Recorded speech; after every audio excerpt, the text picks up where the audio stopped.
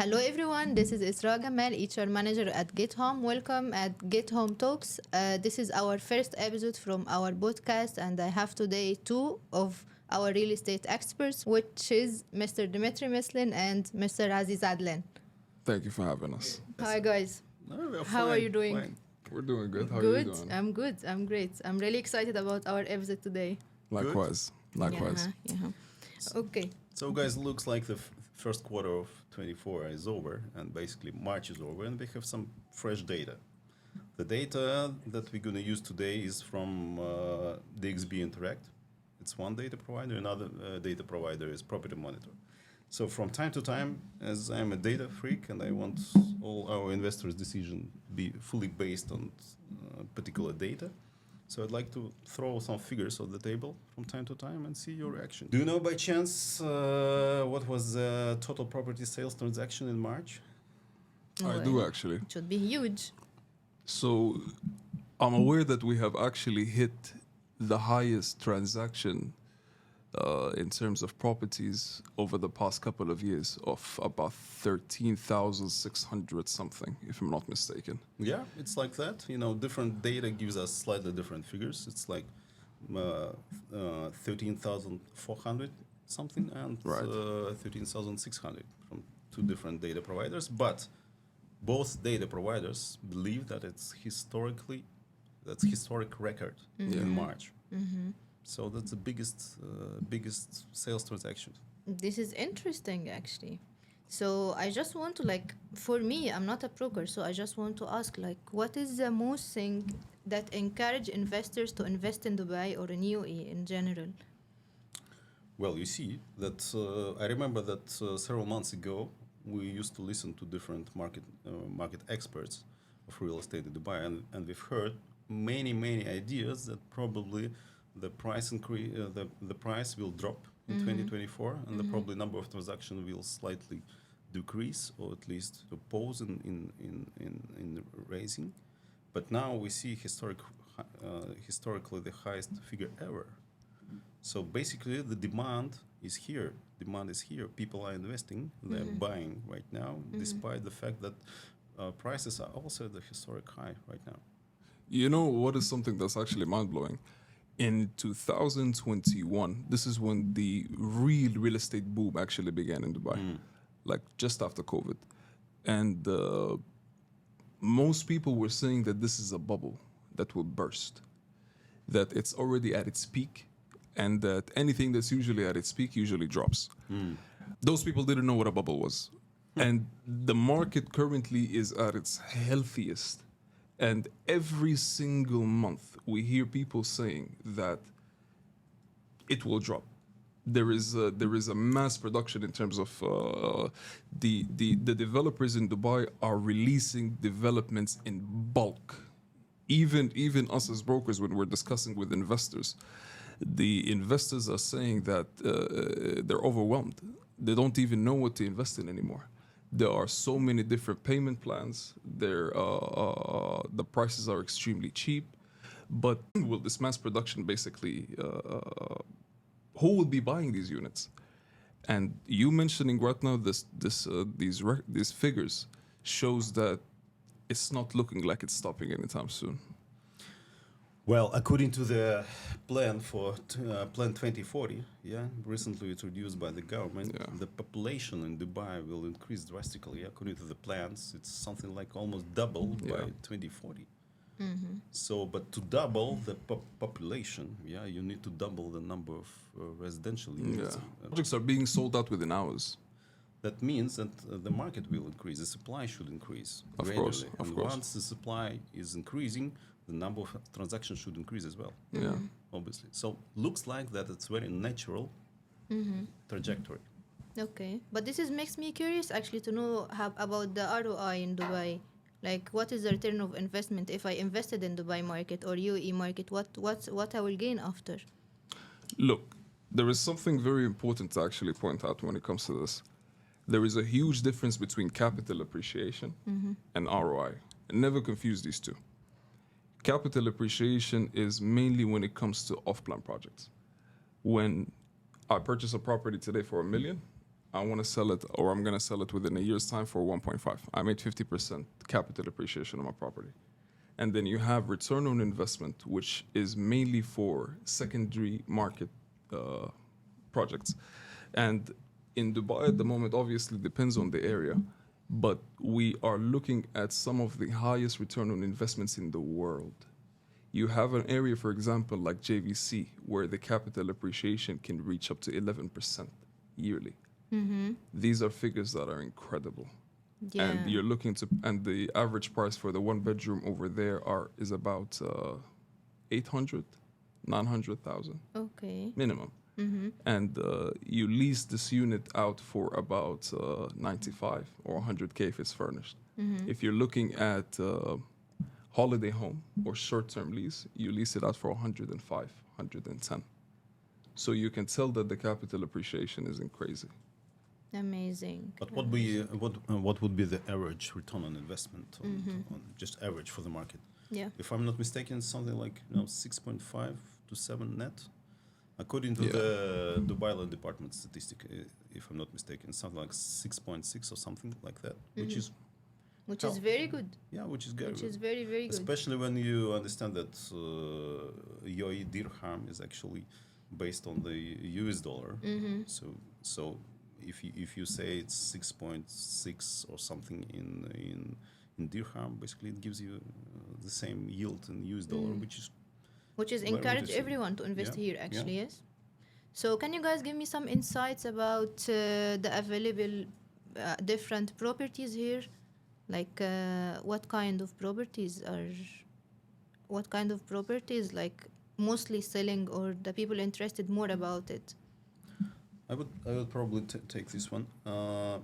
The thing is that unlike many other international markets, you can see that ROI for residential real estate is relatively high compared to other real estate investment. For example, normally the investment in commercial real estate gives you higher ROI because it is associated with higher risks as well.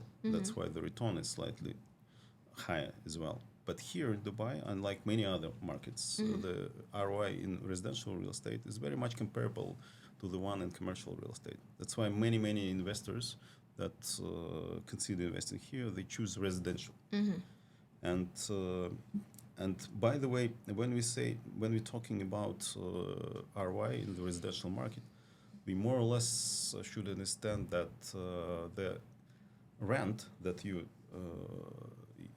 described, the rents, they actually depend on supply and demand balance between tenants and owners. Yeah, and it does really depend on different financial markets and so on. It's really supply-demand balance. And what we can see here, that the rents are increasing step by step. That means that the supply-demand balance is actually towards tenants. We have a lot of tenants, and we have fewer units available for them. That means that the supply is quite weak here. There is not enough units, and potentially investors can enjoy even higher ROI. But another figure in this proportion is actually the price per unit that you're gonna rent, and the prices as well in this March right now, according to Property Monitor, they're at historic high. In March 2024, property prices continued climbing to all-time heights, and now stand at 1,325 per square feet. It's median price, and this is 7.4% above the market peak of September 2014. So it's 7.4% above the historic high in historic record in 2014. What do you think about that? Is it too much already? Look, whether it's too much or not, these properties are being leased out. Yeah, that's a fact. They're being leased out. You have to understand that the living standards in Dubai is relatively high, but so is the income. So it's not like it is a strategic plan to increase the prices. I believe that the investments that are happening currently in Dubai, because of the people are purchasing, right? And they're continuing to purchase, as you see from the statistics. To make sense that the ROI should match their investment, these prices somehow do need to increase. Otherwise, they will lose their reputation of high ROIs in Dubai. So I believe that the fact that the rental prices are increasing, yes, but I also believe that there will be other areas that are currently opening in Dubai that will the population will somehow move there. Like for example, in 2021, this is when everything really started. The prices began to increase in the inner circle of Dubai, such as downtown, Business Bay, and then people started to move into the outer circle of Dubai, such as JVC, Arjan, JVT, and then now we see that the prices are currently increasing there too. Now they will start to move into the third circle of Dubai, such as Dubai South, and the D33 agenda is heavily influenced over there. I personally believe that there are more landmarks in Dubai South than there are in the heart of Dubai. We do have Burj Khalifa, Dubai Mall, but for example, in Dubai South, we do have places like Al Maktoum Airport is currently being built there, the biggest airport in the world. Expo is currently over there, which is bringing about 1-2 million visitors a year. Palm Jebel Ali is over there. So these are all factors which increase the prices for these investors. So obviously being still immature market in that particular sector, in that particular area of the country, the buyers are benefiting what? They're benefiting of, first of all, being one of the first investors in that area, benefiting from the payment plans that are happening from the projects that are given over there. They're benefiting from obviously selecting the units that they want, selecting the all of the developers are learning from all of the mistakes that they have done within Dubai over the past 10 years. Like for instance, you hear a lot of negative feedback about the Mac, for instance. When people don't understand that the Mac, for example, it was one of the first developers in the country, and it grew with it. As the market started to grow, it started to learn from their mistakes. It started to learn from all of the feedback that they've done. And they're currently one of the fastest developments that are selling out within hours. They're selling out faster than Emaar. So that has to say something. I think it very much depends on the project, because sometimes it goes the other way around. In my opinion, it doesn't matter which project that they launch; it's selling, and there is a reason for these projects to be selling. So, do I believe that the prices will go down? Not anytime soon. And I think investors are very attracted to these figures. Yeah, I think so too. It's not in their benefit for these units for these prices to go down at all. I think prices are getting high and high. It is. By time, it's never getting down. Yeah, but you know that we actually even comparing 2024, which is today, with 2014, it's actually 10 years different. Yeah. You comparing two completely different Dubais. Can you For imagine sure, for sure. what was Dubai in 2014? Yes, Completely for different sure, city. yes. Go. And by the way, we also compare absolute figures. We compare a figure of 2014 and figure of 2024. Yes. But can you guess how much is inflation during these 10 years? 10 years? Accumulative inflation Yeah. between 2024 and 2014. Can you guess? How much? How much? So it's roughly 32%. 32. 32%. So if, according to Property Monitor, we have 7.4 price increase in absolute figures, 2024 compared to 2014, but if you adjust it to 32% inflation, so the difference is actually right now is negative. So 32 minus 7, roughly, it's 25% still difference between 2014 and 2024. So even to reach the same level, we need another 25%. That's my point. Okay. In a completely different city, as you just described. Yes, different infrastructure, different vision, different 2040 plans of the government. So it's a huge difference and huge potential. So In only 10 years. yeah. So I'd like to actually, let's say, so you started your real estate career in Moscow. what would you say the difference is in terms of, first of all, ROI when it comes to Dubai and when it comes to Moscow? And what are the more, is the real estate market there healthy? And why are there more Russian investors coming to Dubai rather than investing obviously in Moscow? Well, first of all, the Russian ruble, it's the currency itself is not that stable like the local currency, because Right. dirham is actually 100% binded to US dollar. In Russia, we have Russian ruble, which is not that stable, and even though the current yields in real estate, current ROI are probably 10% and above in Russian rubles. If you recalculate it into US dollar or in dirham, it gives much lower ROI compared to the To local. Dubai. But the prices are way cheaper as well, no? Yes, it is. But again, even the prices, we can compare Moscow, we can compare, I don't know, New York, Singapore, Hong Kong, some mature markets, big markets. And if you say, as according to Property Monitor, the median price is what? 1,325 per square feet. That gives you slightly less than 4,000 US dollar per square meter. 4,000 US dollar per square meter in 2024.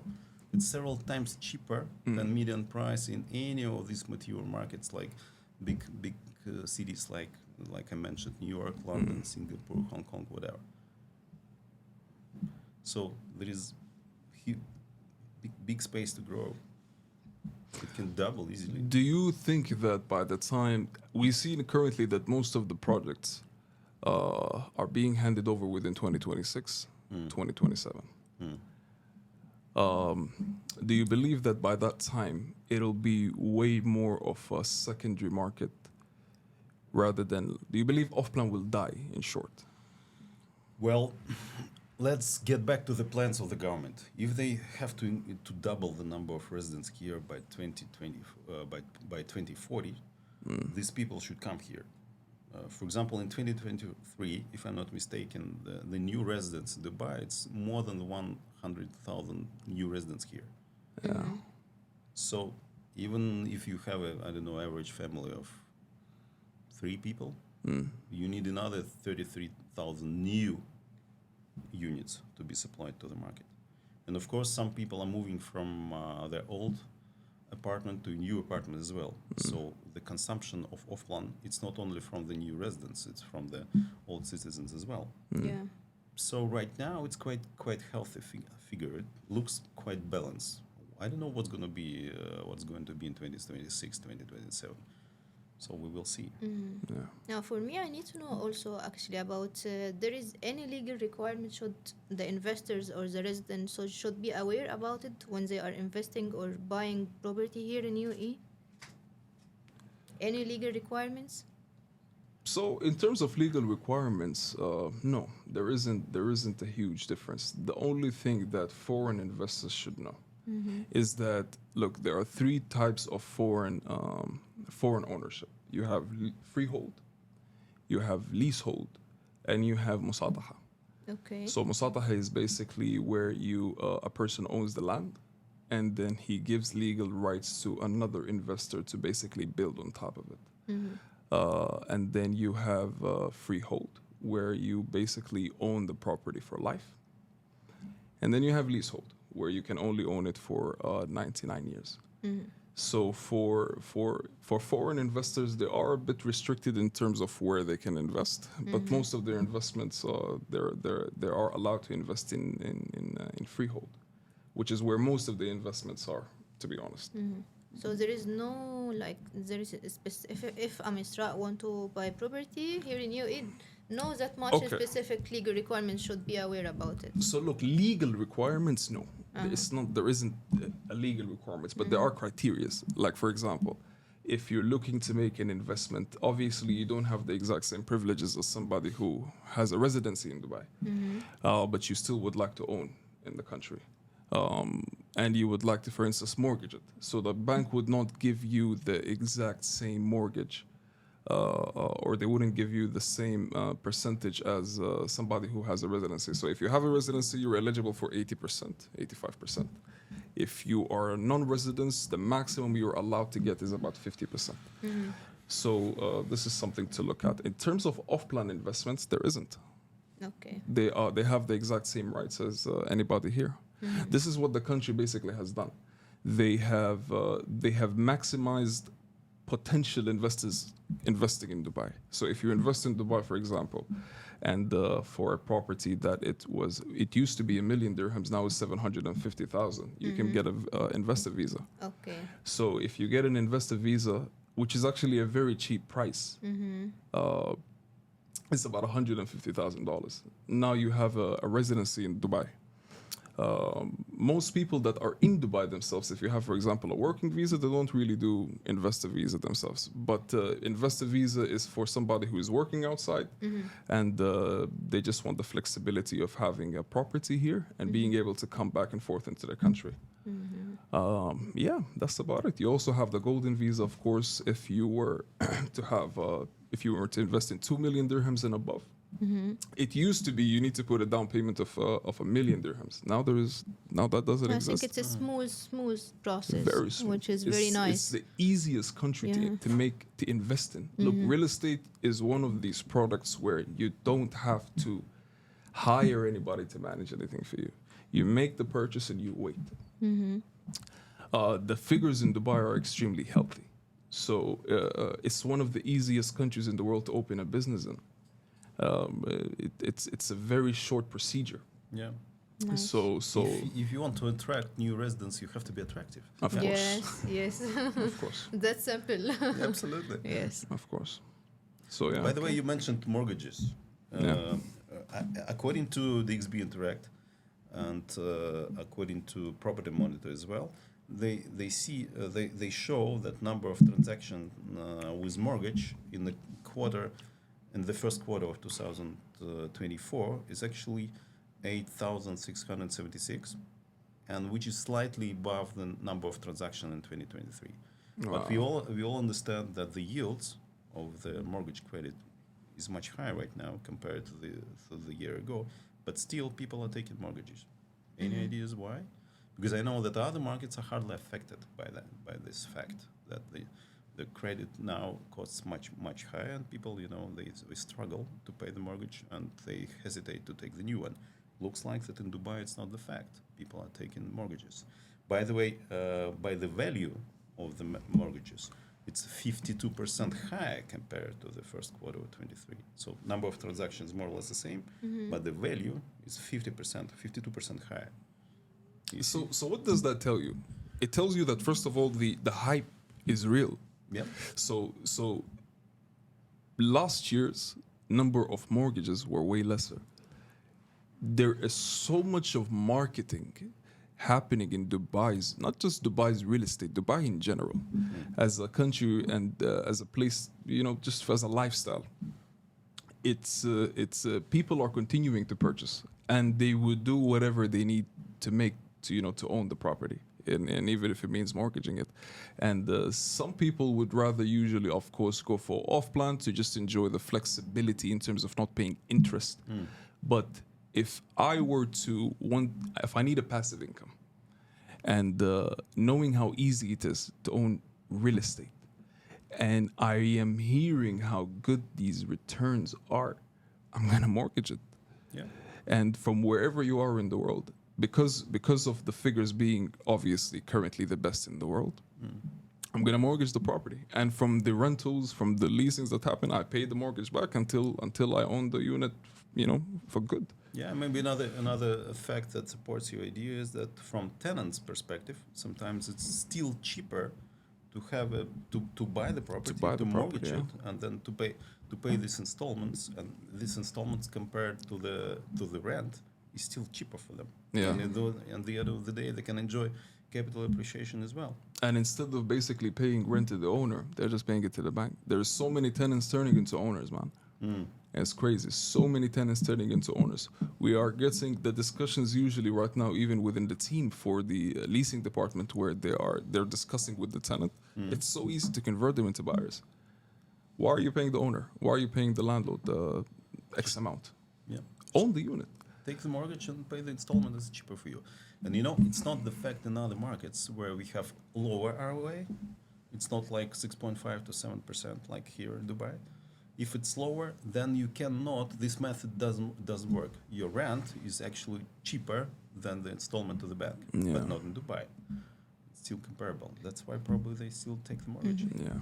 So as long as we mentioned that the smooth process for investing in real estate in Dubai, I would like also to mention if there is any challenge or risks that the investors might face. If there is any challenges or risks that Well, real estate investors can face here in any UAE? investment is associated with a risk. Yes, Mm-hmm. obviously. One of the risks that I can see that Dubai is relatively small market size-wise. I mean, the value of transactions in 2023 it was above 100 billion US dollar, if I'm not mistaken. But still, size-wise, it's not the biggest market on earth. And a relatively small size is a little bit affected by the factors outside the country, probably. But the bigger Dubai becomes, the bigger market becomes. This risk is being more and more weak. But can you give them like a specific advice? Look, risks when it comes to an investment is always there, right? Yeah. Like, and honestly speaking,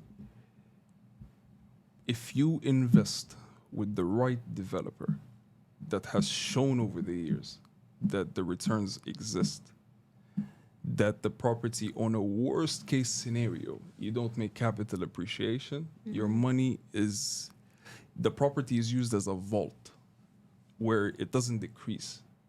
So as an investor, if they were to ask, how do I guarantee that this unit, for example,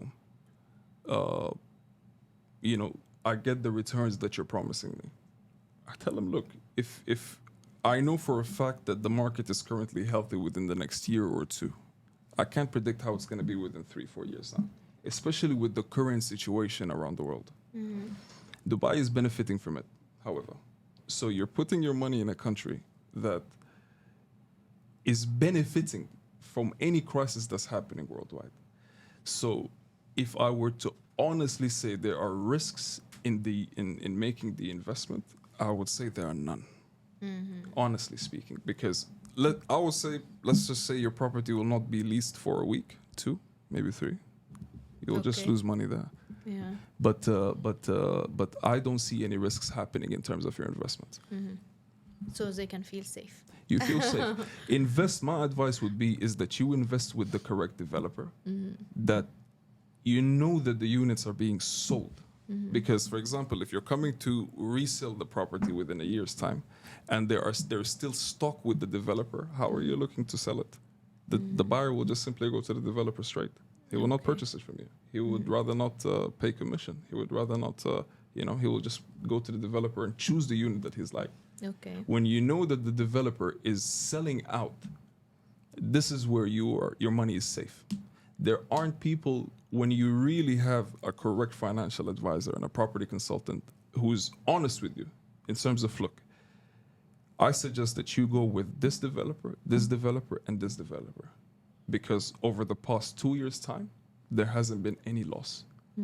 Actually, by the time from launch until, let's say, if it doesn't sell out immediately at the launch time, and there is still stock available within, let's say, a month, the developer starts to increase the price. For the people that purchased it within the launch time, they've already made capital appreciation. So risks, I don't foresee them. Not in real estate in Dubai. Amazing. So we can feel safe investing here in Dubai. 100%. Yeah. So you mentioned that property consultant should be honest with the client. And for me as Esra, as a human capital manager, like all my interest, my last and first interest in life is the human capital and the human being. So let me ask you, both of you actually, What kind of attitude you are looking for to have in your candidates or your employees? What kind of attitude and criteria in your colleagues?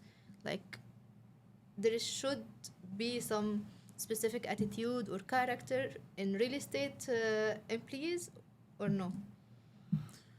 Well, it depends from which perspective you are looking from. Basically, as a colleague, I would actually. No, let's take it from your side as you are an employer, yeah? So let's take it from your point of view as an employer, and let's take it from Aziz's point of view as a But same as a broker. as an employer, I still Yeah. visit my office every day. I want to see some nice faces that I would enjoy talking to. I mean, I would enjoy spending time with in one office. That's probably right now at my let's say career path, at my age and my life path. It's probably the most important.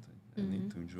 What about the attitude, the criteria, the personality type? Of course, there is a lot of No. things like we need If I'm to find interested it. in a person, that would be number one criteria. Mm-hmm. You know, someone said that one of the criteria, I don't remember who was it, but one of his criteria was, if I want to invite this person to my birthday party, that's probably the person I want to work with. 100%. Okay. Totally agree with that. Okay, from HR point of view, it's totally different. Tell us, by the way. But let's listen to Aziz first, and then I can tell you. Look, what kind of a person would I want to work with as a colleague? That would definitely be somebody who is in this field. Yeah, my question is in real estate. In real Like, estate, there is look. some criteria, some attitude, specific attitude or something, or no? It's okay. I wouldn't say there is a specific attitude to look for, but definitely somebody who understands people. Definitely.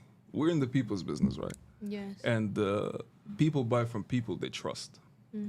So a colleague, for example, I've had somebody once that I've worked with that this guy, all he was looking to do was sell. And he was lying to the client in terms of just to get that sale through. And he was influencing the people that were coming new to the company to just say whatever you need to say to get the deal done. And by the way, coming back to the risks, I just realized that this is one of the risks in Dubai. Yeah, actually. Because there are a lot of brokers that come here, they try to earn whatever is possible to earn, and then they disappear. Yes. And This I'm in is this business happening. from 2007. Not only in Dubai, actually. This is in every country. Like Well, in every country. But that's real probably estate coming back to your market. question to me as an employee, as an employer. As an employer, it's very important for me because we are 17 years in this business, and most of our clients, we're making deals here in Dubai. Are our international clients that we deal for 17 years already. If you made a mistake 10 years ago, they wouldn't continue with us, but they're Yeah, still with sure. us. Yeah. So from that point of view, taking your question seriously, that's very important that they are not lying. They're really consulting rather than selling because you have to provide all the data, all the potential risks, and then the customer should decide. He's taking the risk. We are consulting. Yes, yes. So being honest is very, very important in a property consultant or broker in real estate. In sales in general. Yes. Look, real estate is a product. Yeah, but it's a very expensive one. That's why. Yeah. So you're dealing with a lot of money, Yeah. number one. So transparency is a must. Look, as a property consultant, my job is to consult you. The objective is not just to get the deal done, even though it is, but in a morally fashion. Number one. Number two is to make sure that you make the best decision possible, because this is my job. But this is a challenging actually, because if you have a deal, like you as a broker, if you have a deal and you have a client, you will care too much to close this deal. Either you are giving the right information or not. So it's challenging for you to give the right information and the right consultation for your client or to close the deal. Look, I'll tell you And something. to mix both together, it's really challenging. I'll It's tell not you easy. something. Let's look at it from a consumer point of view. I am speaking with so many brokers at the moment, right? And believe me, I will know which broker is trying to just get this deal closed from the way they carry themselves in the conversation. So it's not choosing between this or that. Honestly, when you push for a deal, it makes it look like this is a bad one. When I'm speaking to a client, it's always in such in a manner that, look, I'm not convincing you here because I'm not pushing because I don't want to make you feel like this is a bad deal. This is a good deal. Yeah. And your job is actually stops at one point. Once you've given all of the correct information to the buyer has the right to choose whether he wants to go forward or not. So the second the client feels like you're pushing, because they feel it, Yeah, for sure. you know, Yes. that you're pushing, they will move away and they will close with somebody else. So whether you have, as a broker, you've closed many deals before, or whether you haven't, remember that you are in sales. Don't think about just the product of real estate. There is so much of psychology behind sales people don't understand. The way you speak to the client, the way that you carry yourself. The deal itself is only 30% of the whole transaction. 70% is you. And the client, sometimes he could have even seen the property with another broker, but he chose to close it with you because of that 70%. Yeah. So this is the kind of colleague, first of all, I would like to be around. Somebody who understands how to carry himself, even if you don't have any real estate experience. Even if you don't. Personality is very important, actually. Character. Yeah. But you said you should never push, but sometimes you have to push. You need to know when to push. Yes. And how to push. Sometimes, yeah. It's a but how. Sometimes you need to secure the best deal for the client.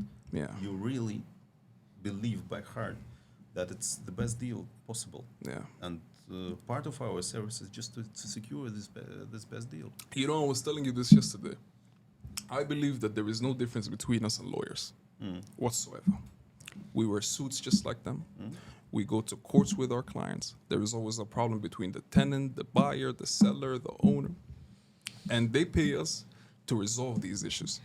And when a lawyer comes up to his client and he tells him to take this deal, the client always takes it because he knows that the lawyer knows best. And the objective for a broker is to have the exact same impression, that when you tell your investor that to take this property, your money will double here, the investor takes it. And I believe to be a successful real estate agent is to be at one point sitting on investors. You get a good deal, you call these 10 investors, one of them buys. It's coming back to your question, actually, regarding short-term strategy of different brokers and the risks in Dubai if you meet a broker like that. So you have to choose whether you make a quick and dirty money, or you build your reputation. Yeah. Yeah. Because if there should be trust between investor and the broker, Yeah, trust never exists from day one. You know, 100%. you need to spend time with this broker. Yes. So he promised you something, then he fulfills his obligation. He said that you should buy this unit, and then this broker is also in charge to sell it with a healthy margin for you, on to provide this ROI that he actually promised to you. And if after a couple of years there is no ROI or there is no healthy margin or whatever, so there will be no second deal. Yeah. yeah. So it's not an easy challenge to achieve the balance and to make it win-win situation between broker, company, and the client. You know what's something that I actually really dislike in the real estate market? The fact that there is no limitations into who can join it. Anybody can enter it. You don't need to have any college degree. Anybody can join any career. No, I can't be an engineer or a pilot. You can. Start now in If 10 you years. start, It's then not too late. but we've seen such a high rise in brokers becoming agents in Dubai. They hear that their friend closed $1 million dirham deal, they hear that this person made X amount, and they just enter the market. And those guys, they don't have any idea of what sales is. And they honestly, for the ones that have been in the market for quite some time, even the investors right now, they're a bit paranoid in terms of who they want to work with. But the fact that there is I believe companies should have a very strict regulations in terms of when they're coming to hire the client, when they're coming to hire the broker. because you have some companies that just for the sake of having agents working in the company, they're hiring everybody. Yeah. And this does not follow if there is a specific culture that the company wants to follow. This ruins it, you know, because there are so many brokers in the market currently are just out for quick cash. This is a career, man. This is not a job. What I'm looking at is within 10 years time, I am somebody who, when a client thinks of selling, buying, renting their home, whatever, they think of Aziz immediately. And this is the impression that I really want to give off, because it's a relationship thing. It's not just let me close the deal, get the cash, and then so be it, you know. So But let me comment on this point. Like hiring, it's coming from strategy. It's not only decision like let's have a lot of brokers and have a big office and all and that's it. No, it's not like this. It's coming from a strategy and it's based on the company nature, vast nature. yeah, So it will be different from company to other according to their strategy. If now they want to have some freshers, if now they want to have some experienced people, it's different. Not only like let's hire and fire and all. No, it's not like but not this every at all. company has that. Do you know the amount of We real cannot estate judge companies? all the companies. I'm not judging all of the companies. We cannot No, do no, no. this. I'm not judging all of the companies. But do you know how many companies, real estate companies, have opened over the past 1 year? It's more than 5,000, I think. Do you think all of them they have this mindset? I don't know. I don't think so. Not all of them. Not all of them. But this is like we are talking by the book. This is Yeah. what should happen. Like we should have a strategy. Who will hire? Who will Exactly. meet our? Yeah, that's my who will point. meet our culture or not? That's my point. Yeah, And this is that's my point. yeah. So And it's a actually, strategy. And if it's not based on a strategy, it will not be long term. It will like Of 1 course, of month course, and no one will of be course. here. Of course. Yeah. The brokers that actually made money fast in Dubai, those ones are dangerous, man. Those ones are dangerous because they came in, they made money so quickly, and then first of all, their ego boosted. Their even the way they treat other brokers has become difficult. Not knowing that more than 60% of the transactions happening in Dubai is A to A. I have the buyer and you have the seller. Brokers don't want to work with brokers these days. Business has not become easy because when I have the client and I know you have the property, you don't want to work with me because you don't know how it's going to be. If you're going to get tricked, if you're going to get this. So the reputation for brokers in general has gone down because of the amount of brokers that's entered the market and without a strategy or without a plan, Yes. you know. And also, So, you cannot yeah. ask everyone to have same your mindset. Yes, Of course. Yeah, everyone like we have like 16 personality types in all over the world for the human beings. So Yeah. we have 16 personality different types. So not everyone will think like you, like me, like Dima. Everyone who will have different point of view, different skills, different mindset, different goals. So everyone will be working for their own goals. Esra, I remember you promised to answer this question as well. Which one? Regarding, what's the criteria Oh yeah. of the colleagues Yes, or yes. employees you also hire every day. So can you Yeah. reply now? Yeah, for sure. For me, the criteria for everyone who I want him to join the company, if it's real estate or not real estate, for me, he's a person, he's a human being at the end, okay? So from HR point of view, there is 3 things it should be like there in this person. We have the knowledge, and we have the skills, either it's soft skills or technical skills, and we have the attitude. So those 3 things are very important for me as an HR or as someone who's responsible for people inside the company. We have human capital and like we have like money capital, and also we have human capital. So those 3 things are there in any person: knowledge, soft skills and technical skills, and good attitude, خلاص, I'm gonna hire him. Yes, this is really important for me. But the reality, guys, if you want to join GetHome Real Estate, first filter is Esra. If she doesn't like you, I don't even have a chance to meet you in person. Okay, I have a question. important. So, if, for example, the broker, so we're talking strictly about real estate here. If they have the knowledge but not the attitude, No, I'm not gonna hire him because he will destroy our culture. We used effort, time to build a specific culture, to build a healthy environment, the environment that everyone is supporting each other and all. If he has bad attitude, he will destroy this culture. And culture is very important. Yeah, the It's, saying it's that affecting the productivity, affecting everything. culture is eating strategy for breakfast. Yeah, Yeah. that's a famous saying. Yeah, that's completely Yes, true. I'm yes. truly No. with it. I agree. If there is no attitude, no. So we have say in HR words like you can hire for attitude and fire for attitude as well, and you can learn, you can teach knowledge and you can learn skills, but you can never raise someone True. or improve someone's attitude. So I suggest, guys, we are done for this particular podcast today. It was really interesting discussion for me. Actually, I'm so happy for it. It's I a hope that you pleasure. enjoy it also. I really did. And let's agree that we meet next week again. Yes, Yeah, for please. sure. Yes. Commitment. Commitment. Thank you, Isla. Appreciate Yeah, it. thank you. you. Hope you guys enjoyed our podcast.